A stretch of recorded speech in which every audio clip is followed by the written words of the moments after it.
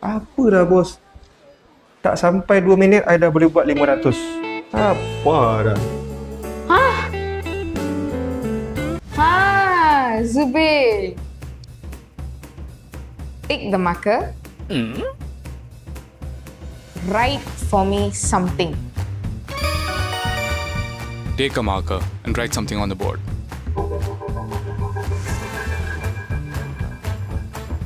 Alah bos, video ni dah viral. Write something on whiteboard. Apa dah? Kau ni kan? Sila duduk. Thank you bos. So, I'm very impressed with your talent and sangat bagus, very amazing. Well, I have prepared the contract. So, baca dulu. Thank you bos. Nama saya Zubir Kepur bos, bukan Zubir Han.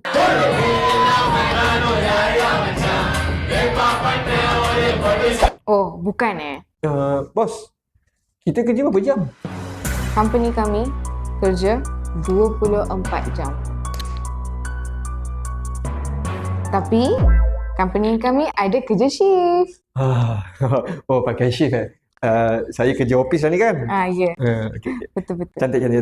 Saya suka kerja office. Bagus. Bos, public holiday tak cuti ke? Public holiday, company kami tak ada cuti. Tapi, kita ada double pay. Okay. Double bos eh? Okay. Suka. Bagus. Gaji saya berapa bos? Gaji? Bukankah kau yang minta 15,000?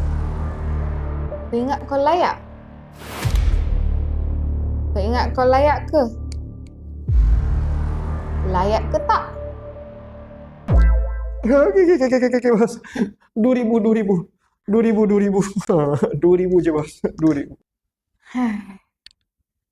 Sila sign. 2,000 pun 2,000 lah bos. Janji ada kerja bos. Nah, Okey, terima kasih. Ya, dah lupa. Gaji untuk bulan ni 1,500 ya? kenapa pula bos? Kan you dah ambil 500 saya hari tu? Saya potong lah.